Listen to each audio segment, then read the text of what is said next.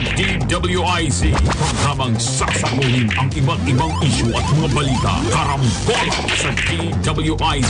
Tatalakayin, hihimayin at pagtatalunan ang iba't ibang mga isyu.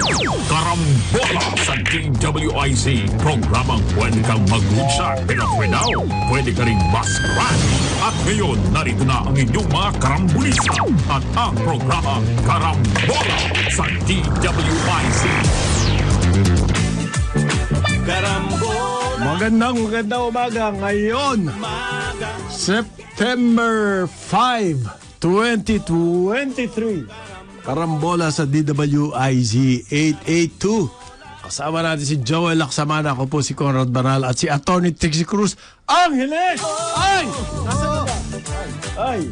Nako, baka na late. Si Jonathan ho nasa Hanoi. Biyahe. Hanoi. Yan.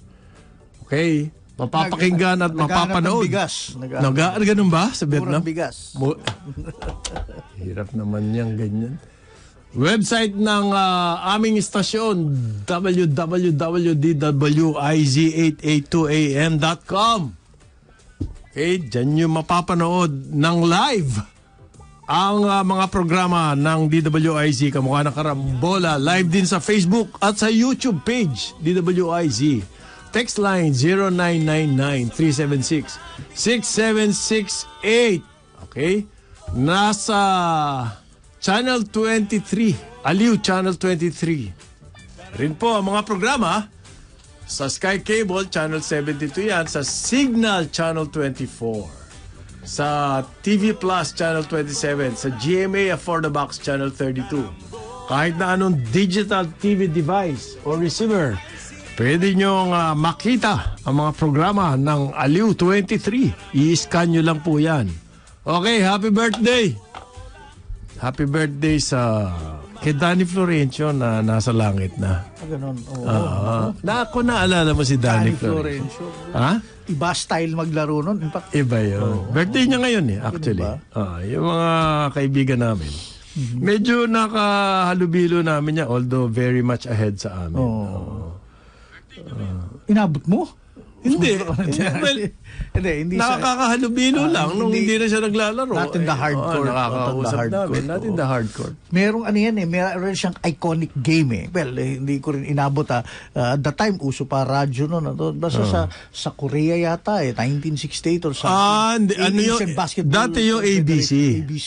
Asian Basketball Conference. Yung conference na yun ay yun ang Olympics elimination noon. Nag-champion tayo sa Korea. Ang coach si Kaloy Loisaga. At si... Wow! Makintab na loafer. At jeans po. Pero maganda yung polo, yung long sleeves. May loafers dati yung ganyan. Parang yung may tassels. Stripe na pula at gold. Pero black yung background. Blue. Blue ba? Blue yan. Oh my God, I'm colorblind. Ang bilis na Oo. ang bilis ng pangyayari na yun. Yung dark na blue, no? Yeah. It's black. Maganda yung shirt. Tapos jeans, maganda yung shirt. Tapos yung mga loafers na tassel. Pero mga genius po, nakasalamin. Si Bago-ish. Balik ko yung kwento, no? Balik ko In 1969, ABC Asian Basketball. Yun ang kalaban natin sa championship, Korea. Si Danny Florencio was only a college player. Okay. He was 19 years old at that time. Okay? Ginamit siya dying minutes na lang. Okay, championship to, Okay. Close game. Close game. At last 6 points ng Philippines, siya gumawa. At mga tirang kasi at that time walang video footage yun Hindi siya re-rebound. Kasi pagod. Ang dami na-fall out. May announcer. Ang dami na na-fall out ng mga Philippine players. Sila Jaworski. Fall out na. So ginawa siyang siya na rumi-rebound, siya pa dumidipesa, tapos siya pang kasi siya yung fresh ang legs. Ang strategy noon si Kaloy. Loisaga. Kaloy Loisaga. Pero yun ang coach? Yeah, yun. Merong surprise attack siya. in the Nagulat ang mga end game. Koreano siguro. May player kayo. Sino yan? si Danny Florencio ba? Kasi iconic nga. At college player walang lang. video footage siya. But there was an announcer, the late Pete Hernandez. Hanggang ngayon, maririnig mo sa... May mga... Willie Hernandez. Willie Hernandez pala. Willie Hernandez. Yung bang, kasi ang description basta mga tira ni Danny kasi may fade away at merong may turn around. May layup na humihiga. Siya yung mga nagsimula nun eh. Na siguro yung mga Wala Koreano. pa yun sa NBA, mga nagulat fade siguro away. yung mga Koreano. Pero at pumapasok. Humihiga sa ere. Humihiga sa ere. May reverse undergoal stab. Yung pala dukot. Marami inimbentong team Na yun. all 6 points sa kanya gumawa. Panalong Philippines. Last 6 points siya. Taray. It's a college player. Okay? Kaya ibang klase ang Pero tingin ng naisip mga ni Kaloy, basketball. tinago niya talaga sa kahuli o wala siyang tiwala nung Well, nung nasa nag-foul. UST naglaro yan. Oo. Nung naglalaro siya, talagang outstanding ball player siya. Okay? So, pwede mong asahan sa mga ganong klaseng... Tsaka, bitter na bitter yan. Larong labas dyan sa Tanduay. Alam niyo yung Tanduay, malapit sa Ligarda. larong liga. Larong labas. Larong oh, liga. larong labas. Bitar na bitar. Veteranong veterano. Bumaba na ba ang bigas sa Pilipinas? Well, today po. Today ang start. Today ang start. At maraming price nag-uudyok. ceiling. Aha. Diyan, Maraming nag-uudyok sa BBM administration na is-postpone muna. Okay. bigyan ng time yung mga retailers na bawiin yung kanilang, kapital o kita. Okay. Yan po ang sinasabi ng mga retailers, pero it looks like sabi po ng mga reports na the government is standing firm on the price control on rice. Ayan po ang sabi po ni President Marcos, wala raw silang nakikitang dahilan kung bakit tumataas ang presyo ng bigas, mahigit na 50 pesos per kilo. So meron daw manipulation dyan at kailangan ng intervention ng gobyerno. At yan ang ginagawa nila. Okay. At therefore price ceiling. Meron daw talaga siyang target dyan, smugglers and hoarders. Okay? Yun na nga ho yun ang target, pero mukhang ang malalatayan yung mga retailers. Ano kaya ang solution dito? Ang solution po ng House subsidy raw. Financial assistance for Rice retailers. Yung mga rice nagtitinda. retailers. Yan po ang problema ngayon. Okay. Puro subsidy. Tanong, how do you identify? How do you distribute the subsidy? Paano mo paano mo bilangin yan? Through the LGU. Paano mo i-distribute? LGU. Through the LGU. Nakasalukuyang And there are thousands, if not millions, of rice retailers. 1 million rice. How many? Do we have an inventory? Do we have a list? In theory, they should because nire-register ang rice retailers. Meron. Registered yung mga Meron yan. talaga. So, paano yun? Yun ang gagamitin? At may mga resibo At naman paano sila. makakarating doon yung ayuda? Yun yung issue. Yun, marami po But yan. but if it's an At inventory. magkakano? Depende yan wala Kung ang pang volume sinasabi. ng sales mo, palugi. Paros, pare-pareho kayo ng ayuda. Hindi pwede yun. So ano po mechanics niyan? Hindi pa alam yan. Okay. Mukhang sinasabi, ill-prepared itong paggawa ng price ceiling. Well, it's Kung talagang pinag-isipan po ng husto yan, pati yung ayuda dapat nakakasa. Kumbaga kay Gonzales, Kinasa. kinasa na yung baril. Dapat nakakasa na ho yung ayuda na yan. okay. So yung ayuda, mukhang ano lang yan, afterthought. Mukhang may nag-advise lang kay speaker. Na naman, Ha? meron na namang ayuda. ayuda, sir. Ayuda.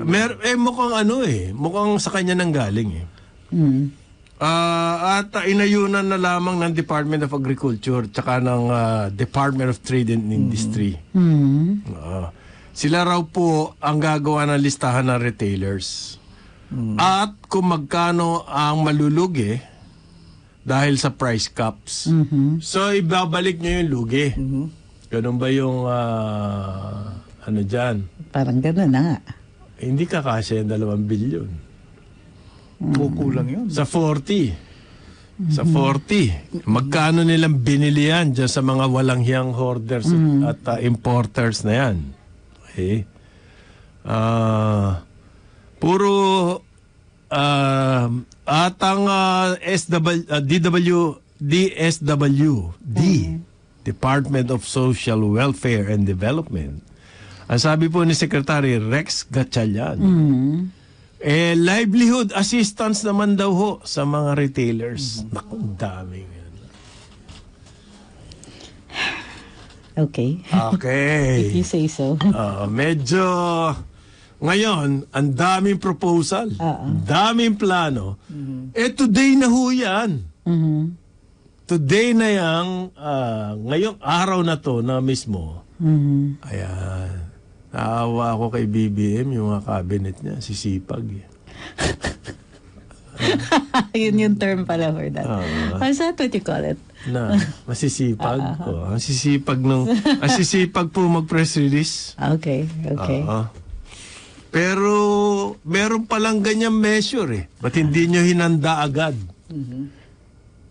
Yung mga iba take note, pang... May council, yung council nag-recommend kay presidente. Tapos Upon instigation of the speaker. Tapos nung kinol niya, parang nagulat sila. You're referring to the price ceiling. Yes. Kasi the implementation includes din nga. Andyan na yung lahat. How do you mitigate? Kasama na yung mga ayuda and all that. I'm assuming that the president thinks that the once na refer yan sa kanya, the infrastructure or at least the system is in place. Dapat. Pati yung ayuda, pati yung livelihood. Or at moment's notice, pwede yung nakahanda yung listahan, kung sino mabibigyan. Matagal pa yung prosesong yan. Siyempre. Both pati pag-release ng funds. In fact, may nakausap akong isang kaibigan kong retailer, si Bisoy, sa amin, sa probinsya, sa Baliwan, sa Parañaque. Magsasara na lang muna daw siya. Ayun na nga, yan ang problema dyan. Mapapagod lang siya ng walang kita. Tapos, lugi. Lugin-lugi talaga. Kailan siya mababalik? Ayan. Yan po ang problema dyan. Mawawala ng bigas sa market. Yan ang problema sa price control. Pagkakaroon po ng artificial shortage. Ganyan ang price control. Yan ang from history po. Yan ang makikita natin. In the 70s, ginawa yan. Nagkandaloko-loko ang industries sa Amerika. Dito rin sa atin, ginawa yan. At nagkandaloko-loko lang. Ngayon, kung meron kang ganyan drastic measure, dapat nakahanda yung mga iba pang kilos. Tagal pa yan. Na ang magpapakawala ng bigas.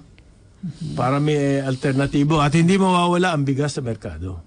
Yung sinabi ni parin Joel, magsasara na lang muna. Ay, siyempre, lugi ka eh. Tapos yung mga salita-salita ni Speaker Martin Romualdez na meron daw ayuda. Ngayon, inutusan niya pa lang yung komite sa House of Representatives, maghanap daw ng pera. Maghahanap pa ng pera. Ay, wala pa yung pera. Wala pa. Find ways to allocate.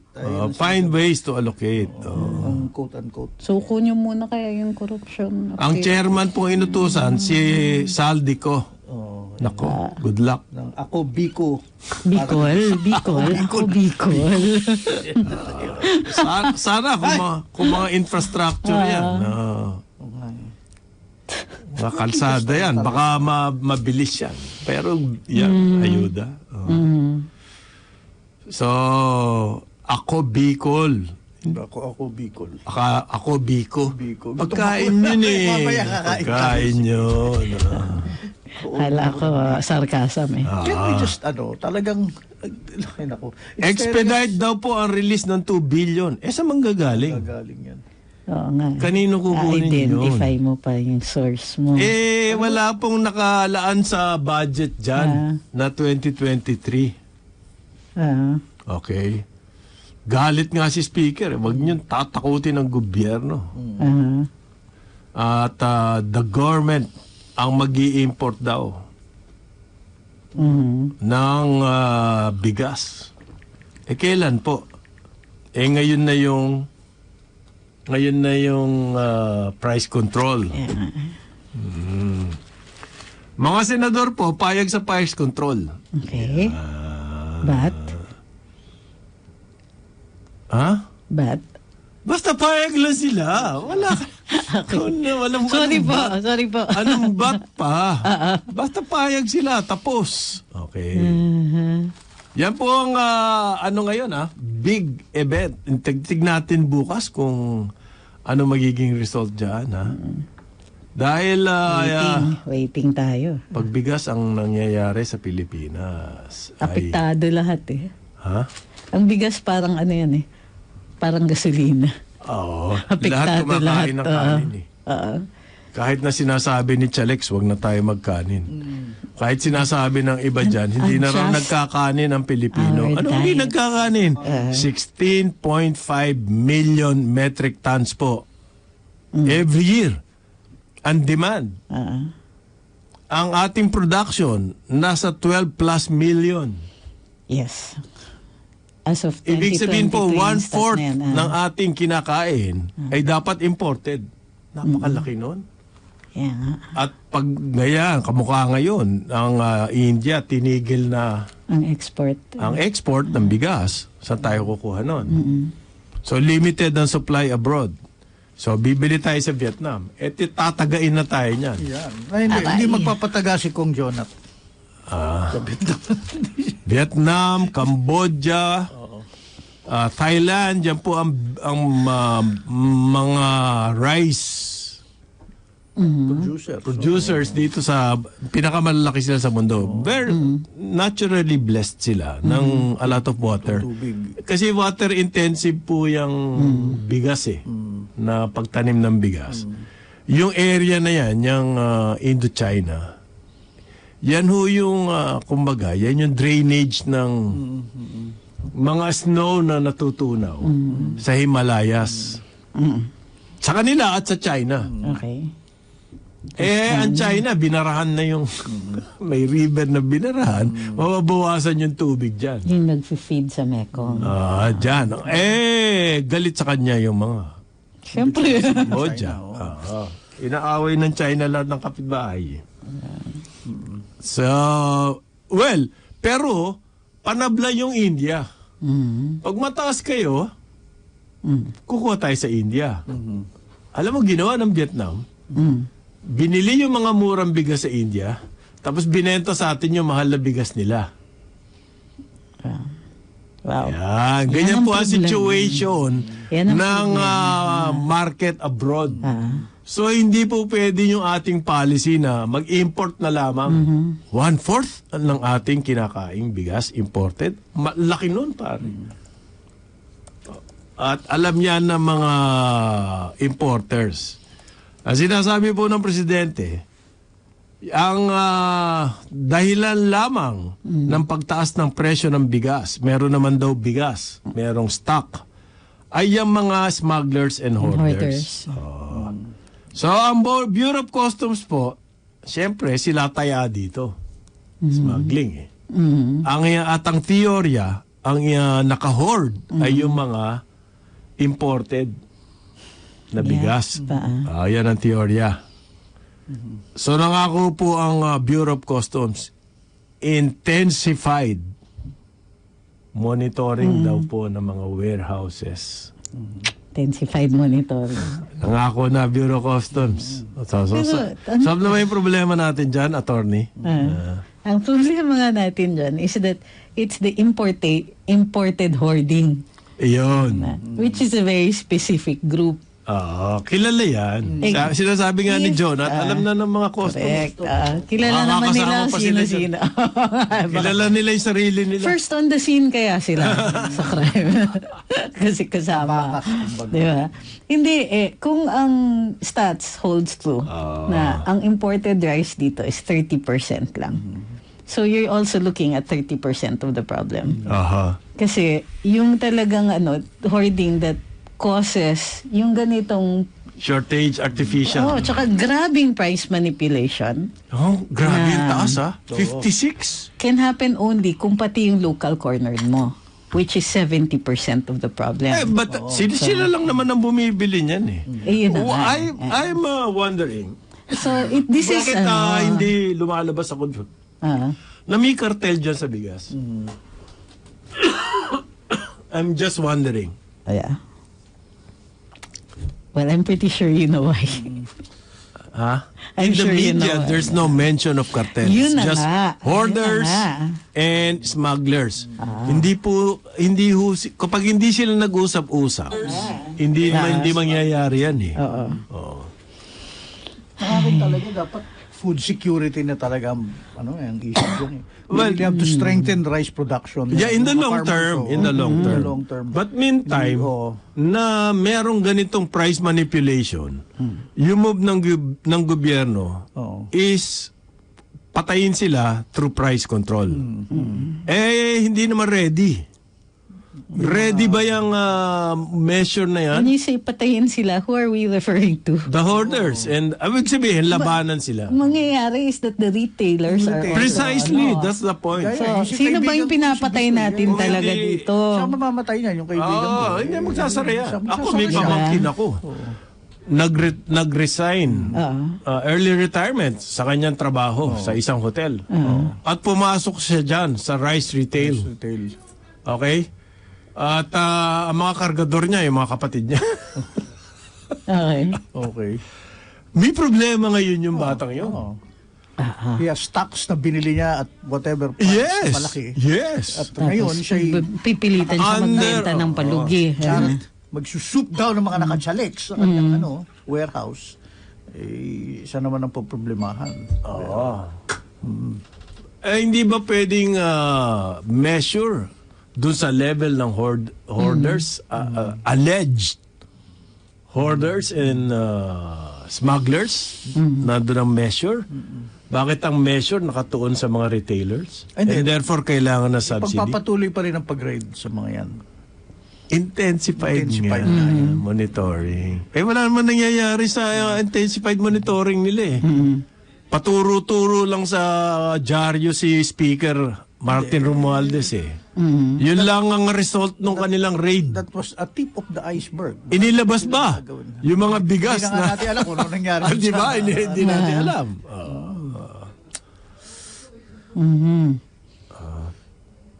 Kasi po, kung magsasara yung mga retailer, di muna sila magbebenta.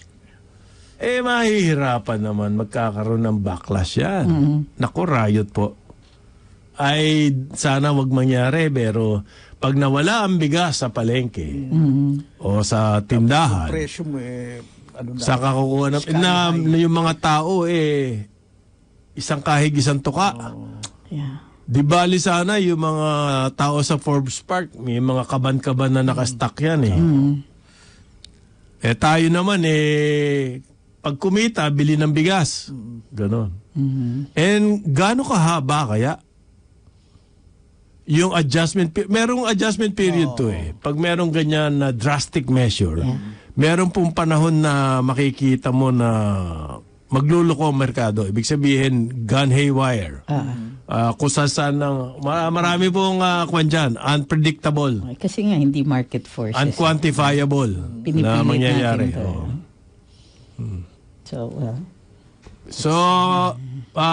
Problema po to. Kailangan hinihintay natin ang mga ahensya kamukha ng DA, Department of Trade and Industry, ang Bureau of Customs, under the Department of Finance.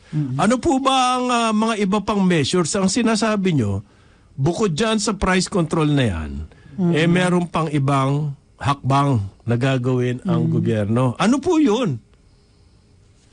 Sa lalong madaling panahon, ilabas nyo na yan para magkaroon ng assurance ang market. Sa ngayon ho, magkakagulo market. Market, ang tinatawag dyan, panic, is in a panic. Yeah. Ngayon, paano nyo makakalma ang merkado? Nako, paano kaya itong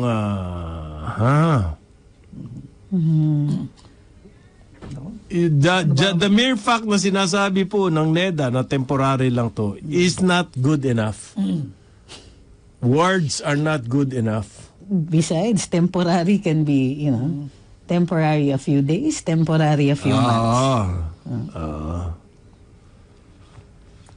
Parang temporary din daw yung pag-import ng pork, remember? Ilang taon na yan. Nag-extend pa ng tariff. Ngayon, meron pong nagtutulak ng business. Pati raw ang tariff sa bigas, tanggalin na. Okay.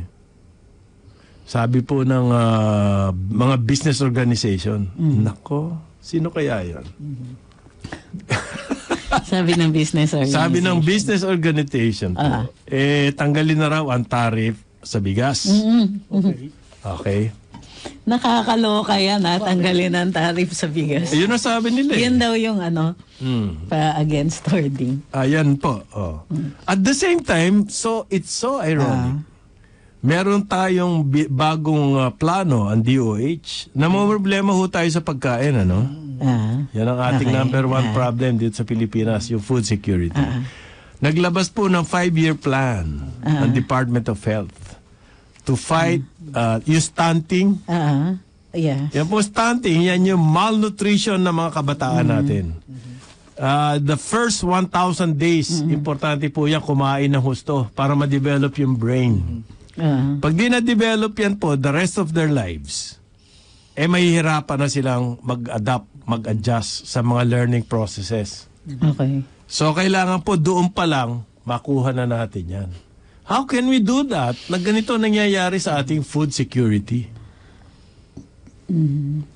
Okay, kari-release lang ni Ted Herbosa, Secretary Ted Herbosa, nung 5-year plan.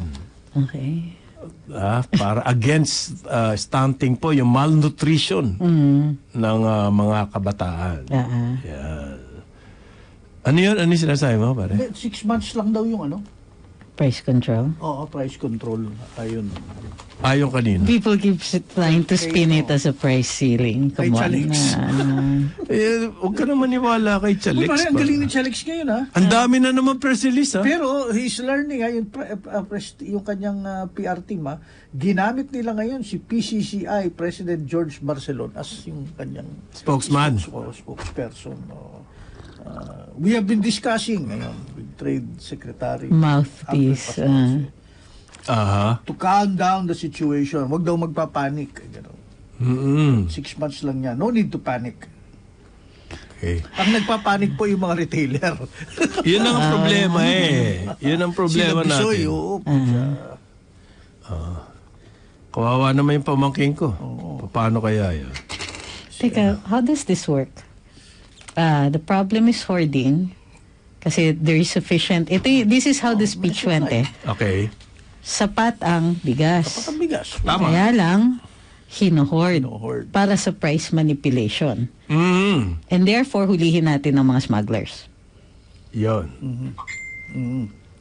There's something wrong with the ano logic, ba yung logic niyan? Right. What? Yung BOC, ang primary agent nila dito. Of course, because it is smuggling. But is it the smugglers who are hoarding? Most probably. They are also. They are. The fact is that the smugglers, the traders, kasi yung mga smugglers po, they're all the same people. They're traders. They're the buyers from the local farmers. So, they're also the importers. Okay. And therefore, they're also the smugglers. But again, and therefore, they're also the cartel, yung mga malalaki. Hindi po lahat sila.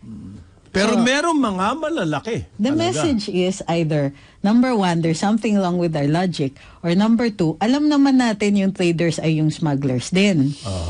And therefore, hinuhuli natin yung traders, pero konti lang. Kasi, ang agent na ginagamit nila is the BOC. BOC. Siyempre, alam ka naman kagatin na sarili niya. Ituturo sila doon sa magbabalik ang karambola. Oras natin, 8:34 ng umaga. Balikan natin ang ating mga karambulista at ang programa Karambola sa DWIZ. Babalik ang karambola, kasama pa rin sa impilan, Conrad Banal, Joel Laksamana, Kapustik si Cruz Angles. Attorney, may tanong dito. Bakit daw ayaw mag-hearing ni Villar sa bigas dyan sa Senate? Sagutin mo yan. Ang hirap naman po ng tanong nyo. Kape ko para doon. Ang hirap naman ng tanong nyo. Bakit ayaw daw mag-hearing ni Senator Cynthia Villar tungkol sa nangyayari dito sa bigas dyan sa Senado? Busy siya sa This involves the whole nation. Okay? Magsasubsidize tayo ng retailer. Yan po subsidy na yan, maniwala kayo't hindi. Makikinabang dyan yung mga may mga pera na. Kasi any subsidy po, sino ba ang malakas magkonsumo? Di ba yung may pera? So, directed ba yan? Tama ba? Kumbaga may pinpointed target ba yung subsidy na yan sa retailer? Kasi po yung retailer na yan, sila rin ang binibilan ng bigas ng lahat, mapamayaman man o mapamahirap. Okay? Sa Rustans ka bibili ng rice, isa-subsidize din po yung Rustans. Bababaan nila. Okay? Sigurado ako, yung mga ganyang... Ang likot ng isip, grabe. Yung ganyang kalalaking tindahan, madaling-madali sila makakuha ng subsidy. Why? They have the connection. Okay. Okay? Yan po mga malalaking retailers na yan. Madali sila makakakuha ng subsidy. Yung subsiding tubig. Yes. Yung mga kaibigan mo, yung pamangkin... Yung mga pamangkin ko, mahihirapan po yan. Where is the justice? Ewan ko lang. So, kapag hindi kayo namimili sa mga supermarket and all of this, department store, yung mga high-end stores, baka kung hindi kayo dyan, baka hindi kayo makakuha ng bigas. Hindi magte-threaten itong mga to, magsasara na lang kami. Hindi sila magte-threaten ng gano'n. Takot lang nila. Mga smugglers din yan eh. Sobra ko naman, smuggler. Tignan mo yung kanilang mga line-up ng tinda. Takot lang nila. Pero sila makakauna dyan sa subsidy na yan. Maniwala ka. That's how things work. Okay? So, yun po mga instant solution na ganyan. Subsidy na lang, mamumroblema retailer. Marami pong question dyan. Commercial si Atty. Trix brought up a fair point. Yung magkabilang lugi na talaga. Yung mga farmers na siyang nagtatanim at taga-ani, binibili sa kanila na napakababa. Binibili sa kanila, palugi sila. And then dito sa dulo ngayon, kinap mo naman doon, sila naman ngayon ang malulugi. Pero yung gitna, na dapat yun ang masolusyonon, yung nag-hoarding, nag-smuggling. Hindi yun ang ika nga strategically yan ang ma-address, di ba? Whether kamay na bakal, kamay na Duterte style, yung ganun, well, nabanggit ko na naman, okay, baka ito na naman ang mga trolls. Di ba? Pero I understand na ako kasi medyo nahirapan ako. Medyo emotional. Yesterday nakita niya yung post na yung kay Jessica Soho na na pinost niya yung babae matandang magsasaka who had to sell her kalabaw. Okay, yun. Na na 30 years nang nasa kanya. So, naalala ko na meron tayong Carabao program dyan sa Nueva Ecija, sa Carabao Center, which is doing well because may kita sila dun sa byproducts. Mostly ngayon sa dairy na binibenta. Yeah. Pero ang programa nitong Carabao Center was also to provide the Carabao not just as a workhorse but for breeding, for kasi kulang ang beef natin dito. Okay. Most of our beef is imported. Parang less than 30% ang pinoproduce natin locally. So, ang natin is kamustahin na natin yung mga ganun na programa natin. We have the Carabao program. Yung mga continuing research dun sa rice. Yung continuing, yung programa ni Presidente about the integration ng mga farms. Yes. Diba? Umaandar ba yan? We're not hearing anything. Of course, it might be because they're going sabi from ni, kasi? one crisis to another. Yusek, what's his name? Nanggaling sa SRA.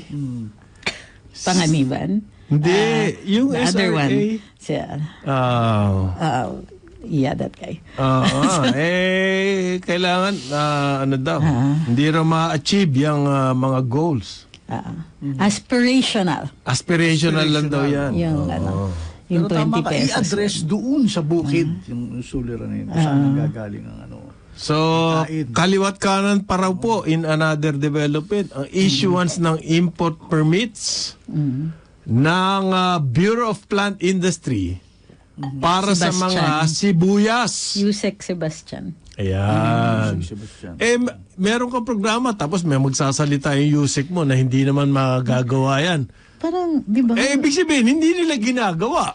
Gano'n na sinasabi nila. Sinalungat ng presidente. Hindi ginagawa. Mga ganyan, hindi ba pwedeng yung po mga nagtatanim ng sibuyas sa Nueva Ecija, Pangasinan, and Mindoro, wala raw pong tigil sa kaka-issue ng import permits itong Bureau of Plant Industry. Ang local onions daw po, bumagsak ang presyo. 70 pesos na lamang ngayon, pero napakamahal sa retail. Sa merkado. Why? Bumaha po ng import.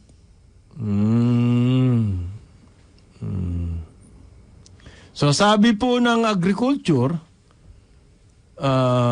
na ang DA daw po ay i-delay ang release ng imported onions. I-delay nyo yung release ng imported onions. Ba't kayo nagbigay ng import permits in the first place? Okay? Tapos ngayon, nang dumating yung onion dito, i-delay nyo ang release. Napakahusay. Forward thinking yan eh. Ayan! Teka, may vision sila. mag-issue muna tayo ng import permit. Correct. Kumita muna tayo. Yan. Pagdating ng onion, delay. Hold nyo. Another yan. Kamabulukan na naman kayo. Sasabihin na importer, boss, release mo na to kasi another level. Another level yan.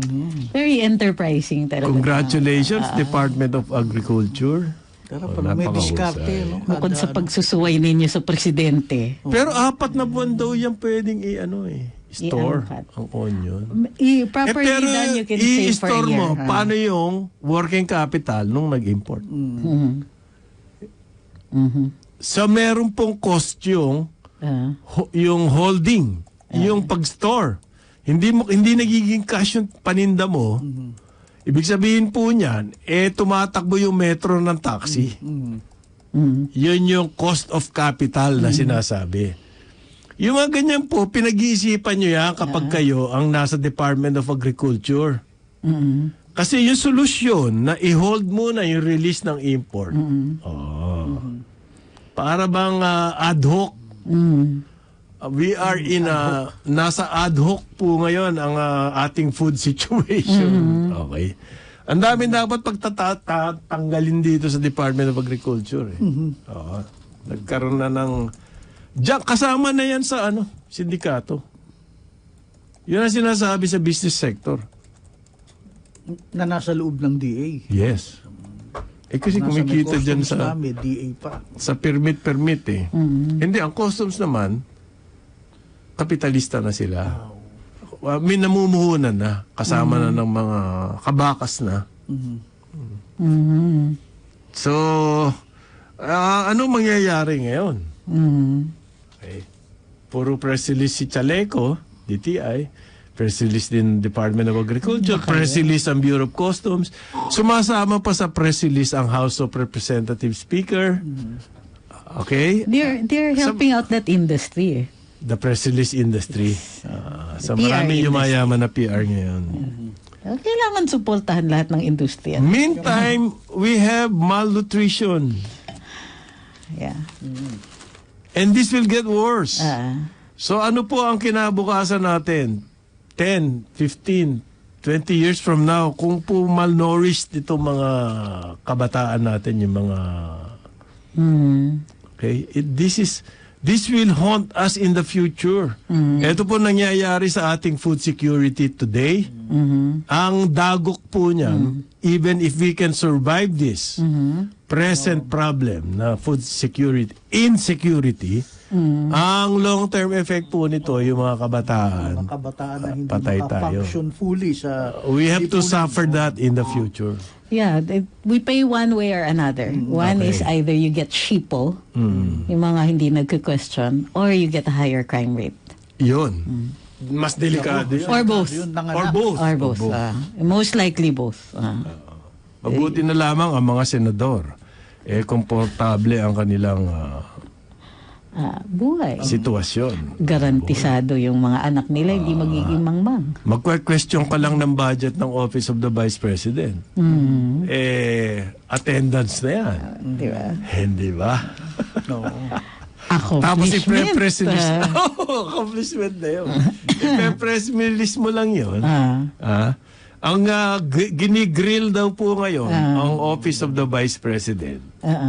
Tungkol doon sa budget na ibinigay ng DBM sa kanila. Okay? Pero teka muna. 2022 allocation, tinitira sila ngayon doon sa nangyari nung nakaraan. Si Model agreed naman. Si Model na? Agreed with the VP. It's unfair you can to compare. live without the well, yeah. Pero sarcastic yung Sarcastic siya. Ni. Kasi sinabi ni Vice na 5 5 million confidential, 500 million confidential fund. Kaya naman daw nila even without the confidential funds, but it would make their job easier. Makes the job easier. So syempre nakakita ng ano yan low hanging fruit. Low-hanging. Not a challenge. Tsaka, pero later nung lumabas na si VP at inambush ng mga reporter, ito yung sinasabi mo, yung restrained siya sumagot. Yes, hindi, walang mga... Nakikita mo nag-iisip siya before. She doesn't want to say the wrong Yung thing. po mga... Pwedeng gawing bala. May sinabi si Vice President Sara, an Education Secretary. Tawagin na lang natin siya itago natin siya sa pangalang Inday. Inday. Nagbigay daw po sila ng mga free bus rides. Okay. Tapos yung mga school activities like environment projects.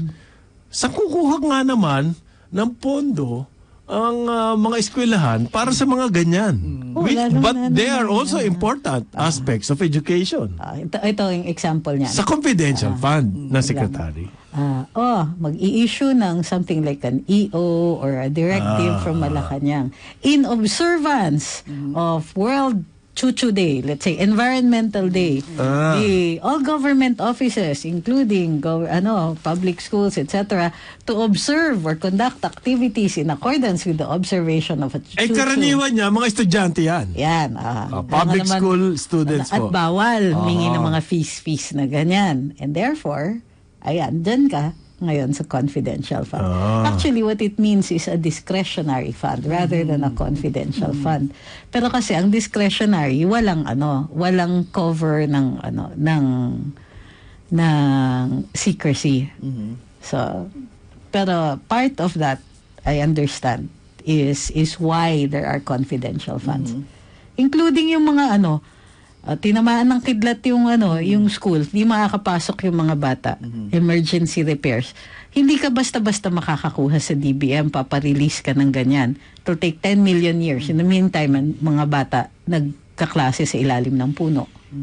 So, meron mga ganon. Ang hindi ko gusto kasi yung mga pasaring na let me remind the OBP, the mga ganon Mga ganon. na hindi pwedeng gamitin niya ang confidential fund sa mga ganito, ganyan. But ginagamit ba? Oh, yeah. You think? Pero ang insinuation mo, ginamit. Grabe, kaya nga, tingnan mo. Hindi ba? Nakakainis eh. Pinasa naman ng COA yan.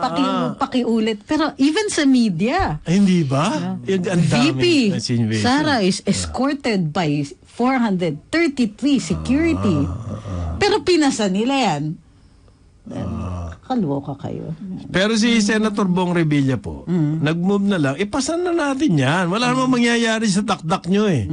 In other words, yeah, I'm interpreting what the Senator said. Sabi niya by tradition, we extend courtesy to the Vice President and to the Office of the President. At hindi natin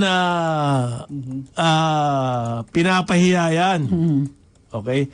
Unlike the other cabinet members, pag di mo kursunada, pakan mo. Di ba? Baka si Chaleco, hindi natin alam. Hindi natin alam. In other words, yan po yung sinasabi ni Bong Revilla. Ba't ang dami pandakdak? Correct. At wala naman to kayo the solid BS. na sinasabi. Cut through the BS. Yan po ang problema. Pero kasi napakasarap na target nitong si Sara eh. Kasi you say anything, grabe ang media on you. Ikaw ang nagsalita. You acquire the size of your enemy. Yes, that's the point. Galing mo talaga. Taga-UP tayo. Naaalala ko tuloy kung bakit sorry, bumili. kahit taga-UP. Naalala ko tuloy eh. Nakakachamba-chamba tayo. Naalala ko kung bakit montik na akong bumilib sa iyo. Di ba? Muntik na. Balang That's araw. true. Kalabanin mo yung higante. Sikat na sikat ka. Yes. Pag kinalaban mo langgam, Wala. sisiw. Wala itong sinabi. Malilibing. Ikaw pa yung liliit. Kaya napakasarap na target niyan eh. Yung storya mo malilibing doon sa likod kung magamit man. Oo. And yet, wala siyang influence, no way to get back at you dahil hindi niya po hawak yung purse. Correct. Unlike the president, di ba? Baka mabawasan yung mga flood control niyo. Alam niyo naman yung mga flood control niyo, yan ang inyong buhay. Yan. Hindi mo pwede upakan ng presidente. Hindi ba? Ang vice president, nasarap eh. Di ba? And a person this popular, highest rating, highest trust rating in the government, even exceeding the rating of the president. Sarap niyan. Kumbaga, parang steak. Di ba? Free publicity yan. Wala kang kailangan bayad-bayaran na ano. Dahil tinira mo yung ano ba to? Yung superstar. With nothing. Wala kang mahawak. Yan ang ano. You're just citing laws and as if you're saying that the vice president is violating these laws. Some laws. Or even, corrupt. Kasi, grabe, daming security. Grabe, daming, confidential funds. Tapos, kukompare pa nila kay Lenny. Si Lenny, ganito lang. 78 lang ang military escorts. Why? Who would want to make pattern? Hindi naman siya sinusugod ng crowds eh. Diba? We're lucky if she gets a crowd of 4. So, kapal naman ang pag nagko-compare ng dalawang bise. Wala ngang ibang portfolio yon. Ito, dalawa yung kanyang dagdag. In addition to being OVP, DepEd, NTF, LCAC. LCAC. The security concerns are vastly different. I-question ko pa, bakit 73 yung sa dati? Mas para sa akin, did you ever draw a crowd? No. Nag-launch siya ng libro, VP na siya. Nilangaw. Ano ba? Attorney naman. What? Kinokontrol lang po yung crowd. Para hindi masyado. Bago maging problema, kontrolin. Yes, Tama naman. that's it. Tama. My bad. My bad. Dapat naman. ganyan ang address para sa rice retailers. So, Yung mga kinukuha para sa mga photo op niya, minsan nakaano sa kanya nakaiwas Ang hindi ko maintindihan, bakit pinapatulan ng mga dyaryo yung publicity stunt ng mga senador? Anong isusulat nila? It might be a slow news day. Really? Bigas. Kasi good copy rin naman tong si Sara She is. Pero, inapprove din naman Kaya nga. yung budget for next year. Although that's Pero how it marami goes muna talaga. ang Kiyaw. talak para ma-dyaryo muna. Talak, yung gano'n. Parang nung nag-budget O baka hearing meron ako silang noon, commitment. Sige, tatalakan ko to. Kasi Tapos may bayad yun. plenary ba yan o committee? Committee. Ay nako, abangan nyo pa yung plenary. Subcommittee So, Pero kasi, hindi, nagsalita si Bong Revilla doon. Mm. Ano ba yan? Naprubahan na lang natin yan. Dahil Napapabilib ako dito kay Senator Bong. he's very practical di ba? Correct. Totoo naman. Ganun naman talaga siya. He's As a just person. practical. It's all show Totoo yan. kasi alam niya showbiz alam niya kapag nagpapasikat ka lang So, Okay. Well, hindi pa rin ako believe kay Bong, pero okay yung ginawa I'm niya. not saying that he has risen to the level of Solon. Pero I like the practicality. Gusto Practical ko na yan. At saka, he cuts right through the BS. Teka muna. Teka muna, puro kaloko. Wala mo mangyayari dyan Pero gano'n naman ang budget hearings. Maging slow news committee. day kaya nagamit. Yung iba naman, Isipin nyo, committee lang to, hindi yan plenaryo. Ganyan lang, reams of column inches on the VP. By the way, isisingit ko lang sana ito bago tayo mag-commercial. May nakausap akong mga ilang magulang hapon. Yung mga taga-Pasay City. Sila, nakikiusap naman sana sila sa mga, lalo sa mga LGU, pag walang klase, dahil may bagyo, aga-agahan naman. I agree. Actually, ako tinitignan ko sa gabi pa lang kung ano yung weather report dahil ako'y magmumotor. May kaibigan ako. I can make a decision. Napakagaling na pianista, si Ferdy Borja. Tinanong niya yung school. May pasok po ba o wala? Kasi yung apo niya, mas malakas ang ulan, palulusubin niya ba sa ulan or what? Gano'n, no? So, agaw isip sila Okay. Ngayon, walang response Correct. from the school. Okay. Hindi man lang. Sana meron ng naka-ready dyan na response pag may nagtatanong ng mga magulang. It's up to you po. Just use your judgment. Baka pwede yung gano'n, Totoo yung sinasabi At saka mo. nakakaawa yung mga picture kahapon ng mga bata, basang-basa, dating sa eskwela, pinauwi ulit. Sana mo ginawa ng pauwiin, patuyuin nyo muna, kawawa. 2 beses na basa. Those raincoats na nila, hindi nag-umuubre. Basang-basa talaga sila. Wala sila nakuha ang advice. Tapos doon lang pagdating sa eskwela, tsaka sasabihin walang pasok. Walang pasok. Sa mga public school ko sa Pasay, that happened yesterday. As early as possible sana. Kawawa naman itong mga batang to. So, Yung iba pa yung sumasakay nung yung e-bike na gano'n, basang-basa sila doon sa loob. Sabi ko, ano ba yan? So, meron akong back to isa na lang, VP, just to finish my points.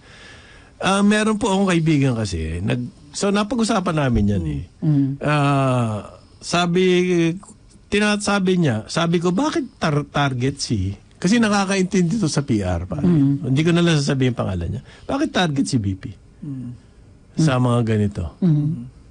Sabi niya, wala kasing record ng corruption Di ba? Mahirap upakan yan pagdating ng 2028. Kailangan napakalinis ng record. Pasaringan ng pasaringan. Ngayon pa lang, i-establish mo na sa isip ng taong bayan. May corruption itong babae ito. Sinasabi natin yesterday.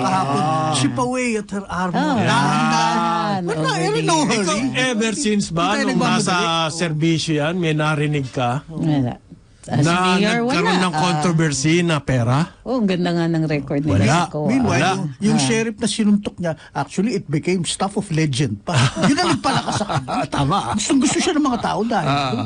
So, ang strategy, They love tirahin mo watching ng that clip, you know. later on, kahit pa paano, merong sa isip ng tao, may corruption. May uod sa isip. Sa Little brainworm. Tsaga lang. Doon ko lang na-realize yung sinasabi ni Joel. Ang premise po, kasi wala kang mahuhukay. Correct. Therefore, gumawa ka na ngayon. Invento ka na lang ng suspicion. Start the fire. Walang walang Gusto nga- ebidensya eh. Suspicion. Gusto nga ng PR yan dahil mahabaan ng labanan. Naku po, Contractual. mahal So, yan. retainer. Yeah. Hindi ito per project basis. Mahal yan. Tapos, basta ang deliverables namin, mga upak. 4 na upak per 2 months. Ayan. Apat na upak, Apat na issue. Baka 2 lang tayo, maka isa sa isang buwan. Bayad na yan. Ayos na yan. Magbabalikan Karambola. Oras natin 9:02 ng umaga. Karambola sa DWIZ.